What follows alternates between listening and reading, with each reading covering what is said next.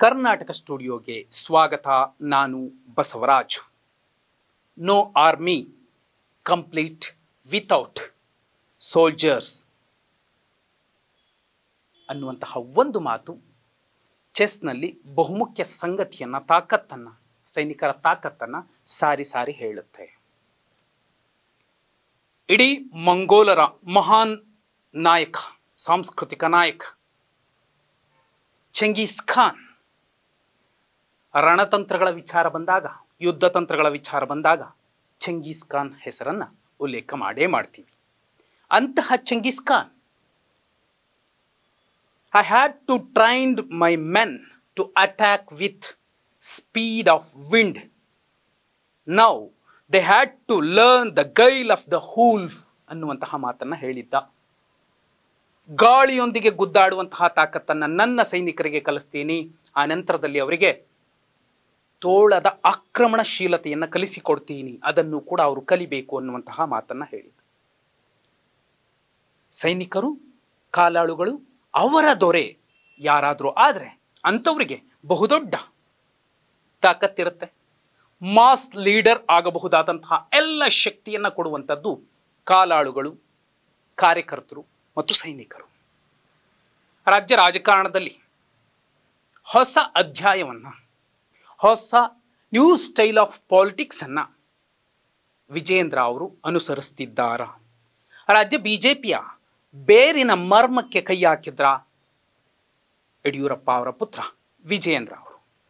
ರಹಸ್ಯ ಪೆಟ್ಟಿಗೆಯ ರಣತಂತ್ರದ ಮೂಲಕ BYV ನ್ಯೂ ಪಾಲಿಟಿಕ್ಸ್ ಸ್ಟ್ರಾಟಜಿಯನ್ನು ಜಾರಿಗೆ ತಂದಿದ್ದಾರ. ಅಪ್ಪಟ ಬ್ರೂಟಸ್ಗಳ ಮಹಾದಂಡಿನ ಮಧ್ಯೆ ಗೆದ್ದೇ ಗೆಲ್ಲುವಂತಹ ಅಭಿಮನ್ಯುವಿನ ರಣತಂತ್ರವನ್ನು ವಿಜೇಂದ್ರ ಪಾಲಿಸ್ತಿದ್ದಾರ. ಕಾರಣ ಇಷ್ಟೇ, BY ವಿಜೇಂದ್ರ ಅವರು ರಾಜ್ಯಾಧ್ಯಕ್ಷರಾದ ಮೇಲೆ ರಹಸ್ಯ ಪೆಟ್ಟಿಗೆಯ ರಣತಂತ್ರವನ್ನು ಪ್ರಯೋಗಿಸ್ತಾ ಇದ್ದಾರೆ.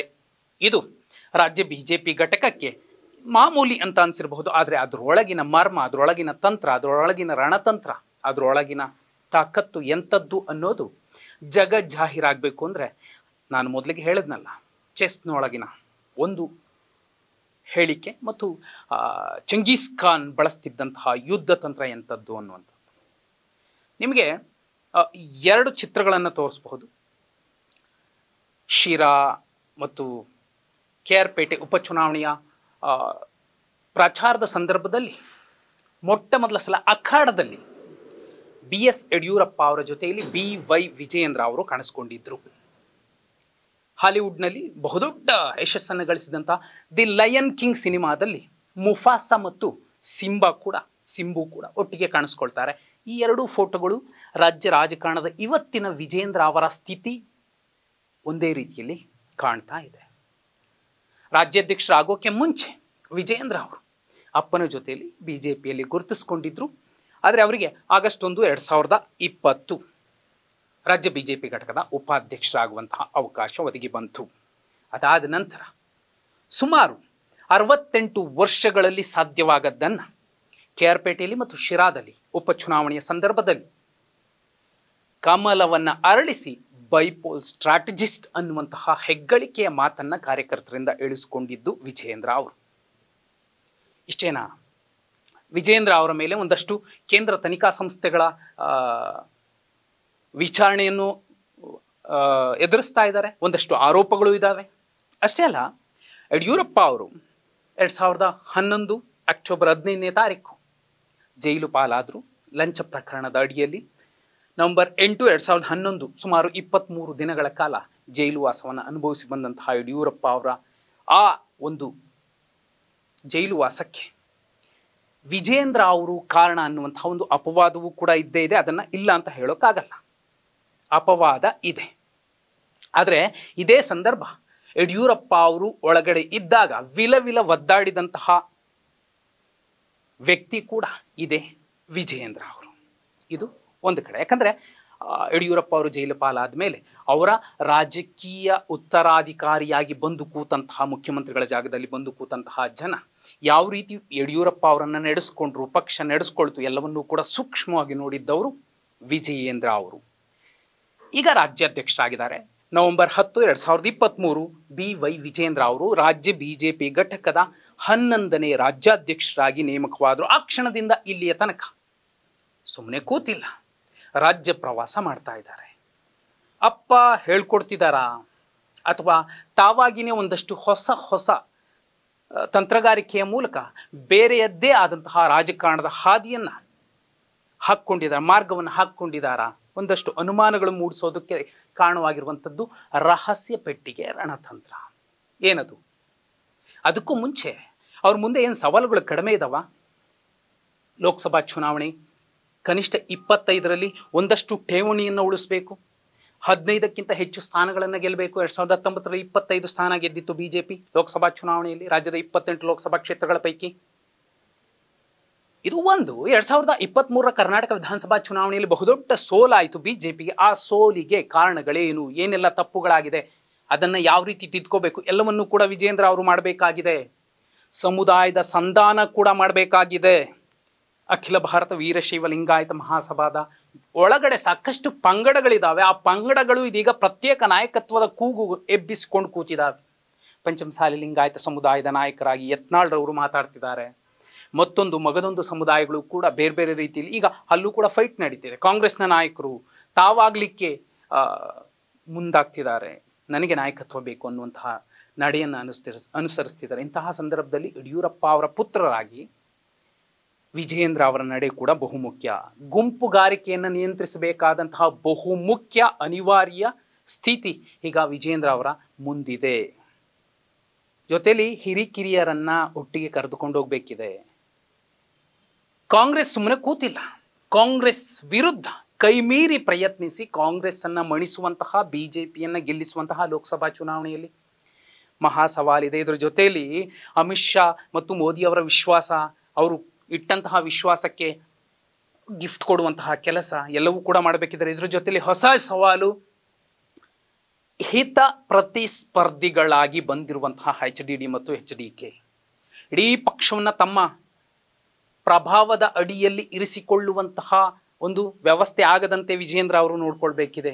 ಇದು ಕೂಡ ಅವರು ಮುಂದಿರುವಂತಹ ಬಹುಮುಖ್ಯ ಸವಾಲು. ಇದರ ಜೊತೆಯಲ್ಲಿ ಕಾರ್ಯಕರ್ತರ ಒಲವು, ಇದನ್ನೇ ವಿಜೇಂದ್ರ ಅವರು ಇದೀಗ ಮಾಡ್ತಿರುವಂಥದ್ದು. ಹೇಗೆ ಚೆಸ್ ಕಾಲಾಳುಗಳ ತಾಕತ್ತೇನು ಅನ್ನೋದನ್ನು ಹೇಳುತ್ತೆ. ಯುದ್ಧ ತಂತ್ರ ನಿಪುಣ ಚೆಂಗಿಸ್ ಖಾನ್ ಒಬ್ಬ ಕಾಲಾಳುವಿನ ತಾಕತ್ತೇನು ಅನ್ನೋದನ್ನು ಹೇಳ್ತಾನೆ ಚರಿತ್ರೆಯಲ್ಲಿ. ಅದೇ ರೀತಿ ವಿಜೇಂದ್ರ ಅವರು ಕಾಲಾಳುಗಳ ಕಿಂಗ್ ಆಗಲಿಕ್ಕೆ ಮುಂದಾಗ್ತಿದ್ದಾರಾ? ಅದಕ್ಕೆ ಕಾರಣ ರಹಸ್ಯ ಪೆಟ್ಟಿಗೆಯ ರಣತಂತ್ರ. ನೋಡಿ, ಒಂದು ಪೋಸ್ಟ್ ಬಾಕ್ಸ್ ಸ್ಟ್ರಾಟಜಿಯನ್ನು ವಿಜೇಂದ್ರ ಅವರು ಮಾಡಿದ್ದಾರೆ. ತುಂಬ ದಿನ ಆಯಿತು ಅದು ಶುರುವಾಗಿ.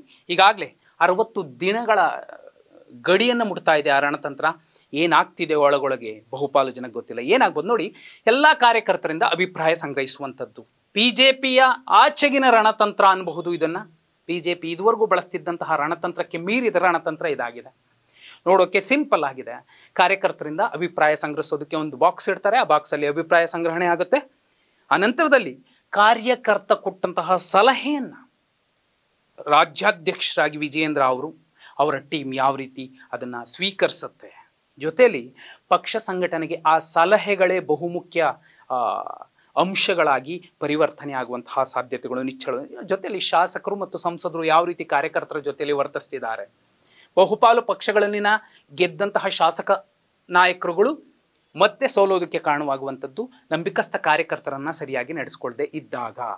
ಅದು ಆಗಬಾರದು ಅನ್ನೋದು ಕಾರಣಕ್ಕೆ ಈ ರಹಸ್ಯ ಪೆಟ್ಟಿಗೆ ರಣತಂತ್ರವನ್ನು ವಿಜೇಂದ್ರ ಅವರು ಪಾಲಿಸ್ತಿದ್ದಾರೆ ಅನ್ನೋದು. ಜೊತೆಲಿ ಸಂಘಟನೆಗೆ ಏನೆಲ್ಲ ಒತ್ತು ಕೊಡಬೇಕು ಆ ಕೆಲಸವನ್ನು ಅಚ್ಚುಕಟ್ಟಾಗಿ ಮಾಡ್ತಾ ಬಂದಿದ್ದಾರೆ. ಸುಮ್ಮನೆ ಜಿಲ್ಲಾ ಪ್ರವಾಸಗಳನ್ನು ಮಾಡ್ತಿಲ್ಲ ವಿಜೇಂದ್ರ ಅವರು. ಜೊತೆಯಲ್ಲಿ ನಮ್ಮ ಜೊತೆಗಿರುವಂತಹ ನಾಯಕರ ತಪ್ಪುಗಳೇನು, ನಾವೇನು ಮಾಡಬೇಕಿದೆ ನೋಡಿ. ಒಂದಷ್ಟು ನಾಯಕರನ್ನ ಬೆನ್ನಿಗೆ ಹಾಕ್ಕೊಂಡು ಹೋಗೋದಕ್ಕಿಂತಲೂ ಹೆಚ್ಚಾಗಿ ತಾನೇ ಹೋದ್ರೆ ತನ್ನ ಹಿಂದೆ ಒಂದಷ್ಟು ಕಾರ್ಯಕರ್ತರು ಗಟ್ಟಿಯಾಗಿ ನಿಲ್ತಾರೆ ಅಂದರೆ ಆತ ಮಾಸ್ ಲೀಡರ್ ಆಗ್ತಾನೆ. ಆ ಕಾರಣಕ್ಕೋಸ್ಕರನೇ ಚೆಂಗಿಸ್ ಖಾನ್ ಮತ್ತು BY ವಿಜೇಂದ್ರ ಅವರ ಈ ರಹಸ್ಯ ಪೆಟ್ಟಿಗೆ ರಣತಂತ್ರ ಅವರನ್ನು ಬೇರೆ ಮಜಲಿನ ನಾಯಕನನ್ನಾಗಿ ಮಾಡುವಂತಹ ಸಾಧ್ಯತೆಗಳು ಇದೆ. ಸವಾಲುಗಳು ಅದಕ್ಕಿಂತ ಹೆಚ್ಚಾಗಿ ಇವೆ. ಸವಾಲುಗಳನ್ನು ಒಂದು ಕಡೆ ಇಟ್ಟು ಒಂದೊಂದೇ ಕೆಲಸವನ್ನು ಆ ಕಡೆ ಸಮಸ್ಯೆನೂ ಬಗೆಹರಿಸ್ಕೋಬೇಕು, ಈ ಕಡೆ ಪಕ್ಷ ಸಂಘಟನೆಯನ್ನು ಅಚ್ಚುಕಟ್ಟಾಗಿ ಎರಡನ್ನೂ ಕೂಡ ಸ್ವಲ್ಪ ಹೆಚ್ಚು ಕಮ್ಮಿ ಆಗ್ತಿದೆ. ಸೋಮಣ್ಣ ಅವ್ರ ವಿಚಾರದಲ್ಲಿ ಏನು ಮಾಡಬೇಕಿತ್ತು, ಸ್ವಲ್ಪ ಲೇಟ್ ಆಗ್ತಿದೆ. ಯತ್ನಾಳ್ರ ವಿಚಾರದಲ್ಲಿ ಏನು ಮಾಡಬೇಕಿತ್ತು, ಸ್ವಲ್ಪ ಲೇಟ್ ಆಗ್ತಿದೆ. ಹೈಕಮಾಂಡ್ ಕೂಡ ವಿಜಯೇಂದ್ರ ಅವರ ಜೊತೆಯಲ್ಲಿ ನಿಲ್ಲುತ್ತೆ. ಹಲವು ಸಂದರ್ಭಗಳಲ್ಲಿ ಎಚ್ ಡಿ ಕೆ ಬಂದಿದ್ದಾರೆ ಅಂದ ಕಾರಣಕ್ಕೆ ಇವರನ್ನು ಕಡೆಗಣಿಸುವಂತಹ ಸಾಧ್ಯತೆಗಳು ತೀರಾ ಕಡಿಮೆ ಆಗಬಹುದು. ಆದರೆ ಅವ್ರಿಗಿಂತಲೂ ಸ್ಪೀಡಾಗಿ ವಿಜೇಂದ್ರ ಅವರು ತಮ್ಮ ತಾಕತ್ತೇನು ಅನ್ನೋದನ್ನು ಪ್ರದರ್ಶಿಸಬೇಕಾದಂತಹ ಸಂದರ್ಭದಲ್ಲೇ ಈ ರಹಸ್ಯ ಪಟ್ಟಿಗೆ ರಣತಂತ್ರ ವಿಜೇಂದ್ರ ಅವರಿಗೆ ಬೇರೆ ಲೆಕ್ಕಾಚಾರದ ಸುಳಿವುಗಳನ್ನು ಕೊಡ್ತಾ ಇದೆ. ನೋಡಿ, ಅಪ್ಪಟ ಚೆಸ್ ಆಟಗಾರ ವಿಜೇಂದ್ರ ಕಾಲಾಳುಗಳ ಕಿಂಗ್ ಆಗೋದಕ್ಕೆ ಈ ರಹಸ್ಯ ಪೆಟ್ಟಿಗೆ ರಣತಂತ್ರಕ್ಕೆ ಇಳಿದಿದ್ದಾರಾ ಅನ್ನುವಂತಹ ಸ್ಪಷ್ಟ ಸಂದೇಶ ರವಾನಿಸುತ್ತೆ. ಅಲ್ಲದೆ ಸೋತ ಅಭಿಮನ್ಯು ತಾನಾಗಬಾರದು ಅನ್ನೋ ಕಾರಣಕ್ಕೆ ಗೆಲ್ಲುವ ಅಭಿಮನ್ಯುವಿನ ಹೊಸ ರಾಜಕೀಯ ದಾಳಗಳನ್ನು 48 ವರ್ಷದ ವಿಜೇಂದ್ರ ಅವರು ಉರುಳಿಸ್ತಿದ್ದಾರ. ಅಪ್ಪಟ ಬ್ರೂಟಸ್ಗಳ ಮಹಾದಂಡಿನ ಮಧ್ಯೆ ವಿಜೇಂದ್ರ ಇದ್ದಾರೆ. ಅಂತಹ ಸಂದರ್ಭದಲ್ಲೇ ರಹಸ್ಯ ಪೆಟ್ಟಿಗೆಯ ರಣತಂತ್ರವನ್ನು ಬಳಸ್ತಿದಾರಲ್ಲ, ಇದು ನಿಜಕ್ಕೂ ರಾಜ್ಯ ರಾಜಕಾರಣದ ಮಟ್ಟಿಗೆ ಹೊಸ ರಾಜಕೀಯದ ಲೆಕ್ಕಾಚಾರಗಳನ್ನು ಮುಂದಿಡ್ತಿದೆ. ಹೆಸರಲ್ಲೇ ವಿಜಯವನ್ನು ಇಟ್ಕೊಂಡಿರುವಂತಹ ವಿಜೇಂದ್ರ ಅವರು ಆ ವಿಜಯವನ್ನು ತಮ್ಮದಾಗಿಸಿಕೊಳ್ತಾರಾ? ಕಮೆಂಟ್ ಮಾಡಿ.